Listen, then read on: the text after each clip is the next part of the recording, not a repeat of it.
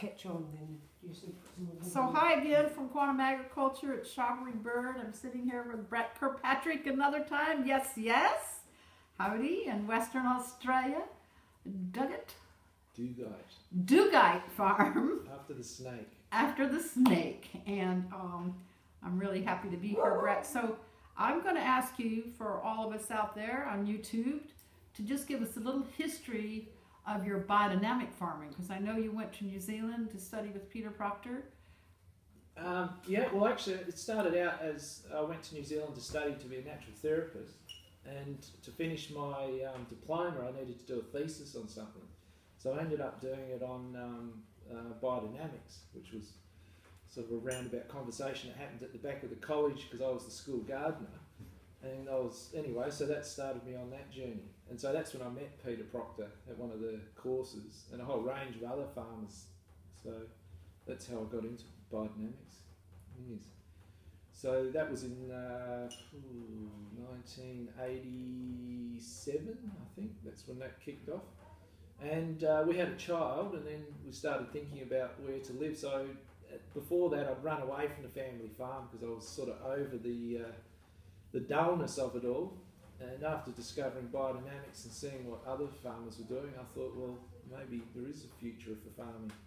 So combination of coming back to the family farm, somewhere for the children to grow up, and somewhere to sink my teeth into some sort of creative kind of process led me here. And when did you learn your prep making in New Zealand, or? Not initially.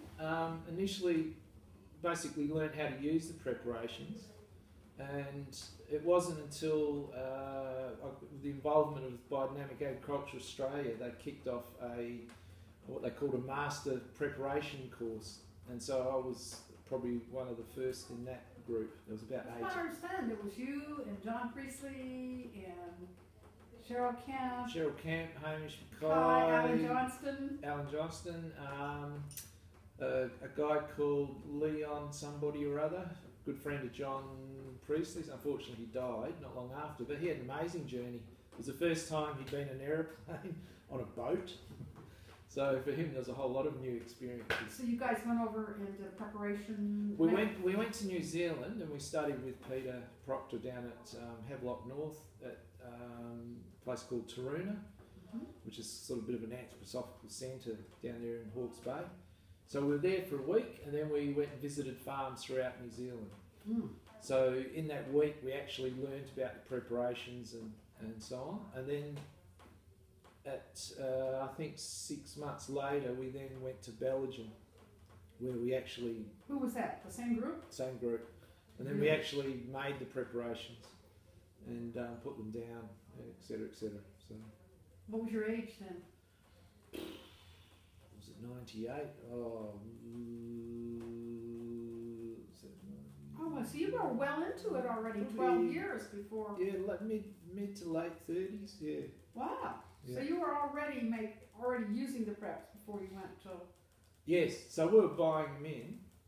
There was a small group started, and Terry Foreman came over, and we had a kind of a rudimentary sort of lesson on how to make them. But the prep making course sort of, reinforced what we'd learnt and expanded on it. So. And you have prep making courses here on your farm? Yeah, we've had a few, not for some time, mainly due to my lack of enthusiasm, and perhaps other people's lack of enthusiasm. But even though we haven't had courses, sometimes we just get people who will come out of the blue, like for instance Maz, who's kind of interested, so he'll stimulate a bit of learning, while he's there on the farm. And he's arrived when we're actually making preparations. Okay. And that's been a scenario we've seen over the years that, suddenly people just fall out of the universe and says, oh, we heard you might be making preparations. So that's what we've been doing that way, rather than actually any structured course. And are you still selling preps? Yeah, there's a few people that buy them. There's a few local groups where like permaculture folk that get together and stir together, but they only buy small quantities, and there's a few larger farmers that buy some off us. So, well, like Jason Jarvis. Yeah. So we're probably not moving as much as we used to, but yeah, we still make. I mean, our farm's expanded, so I still have to make quite a bit for our farm. So, yeah. So what preparations do you use? We use all the traditional preps like horn manure and horn silica. Recently, we've been doing horn clay, and of course the compost preparations as well. Good. So, and we make up the good old manure concentrate or cow pat pit, Yeah. as I love to call it, as the Kiwis call it, the cow pat pit. CPP. Yeah, but when you say it with a Kiwi accent, cow pat pit, it's anyway, it's way more exciting. But yeah, so that's pretty much what we do, and also not so much now, but in the past we used to make up ferments like seaweed ferments and cow manure ferments, and we'd use those as well. Equisenum 508. We can't get equisedum here. We use casuarina. Mm-hmm. So yeah, I use that too. During the growing period with the crops. So that's a matter of going out and harvesting it and just cooking it up the night before and then pouring it in the following morning when we put out the silica preparation. So. Do you use the silica preparation in the winter? We do. Hugh Lavelle pointed out to us, Lavelle, last year or the year before, he was talking about people experimenting during the winter time. On the soil. Yeah, using it in the winter. So we've started doing that.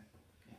So and during the growing period in the the warmer months, we still use the silica preparation separately in the morning. So and often around that moon opposition Saturn time. Mm-hmm.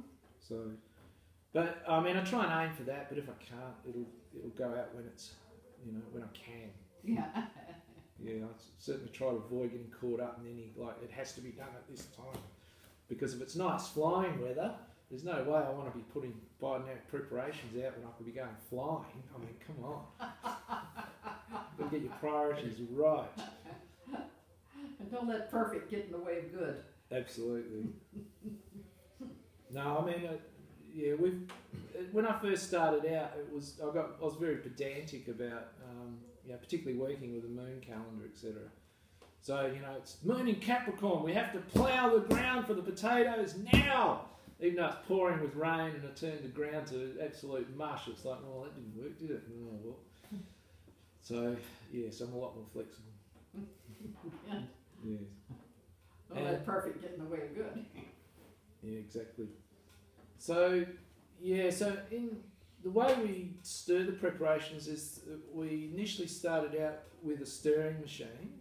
And I found that to be, we had so many breakdowns with it, it was just driving me nuts and trying to always get the adjustment right and so on. I may have had a lemon, I don't know, but at the time, roughly about the same time, we'd gone back to New Zealand and we discovered that they were playing with flow forms. And so a few years later I went back and said, well, how's it going? And there was a lot more farmers using it and they seemed to think it was working well. So we then got hold of a mould and made those particular small Yana flow forms. And we were doing that, and then John Wilkes, who's the guy that sort of created them in the UK, he saw the farmers using it and he said, oh, look, I'm going to make a flow form that creates a really strong vortex and chaos action in the actual stirring. So he created something called the vortex flow forms. So eventually someone in Perth nearby actually started making those, so I was able to actually access them locally. And unfortunately I only did it for a short time, and so now you have to access it from over east. So we have solid concrete ones of those which we've set up, and we warm the water by lighting a fire, and then we just pour that warm water into the tank, and then we stir for an hour, and then we use quads with which is the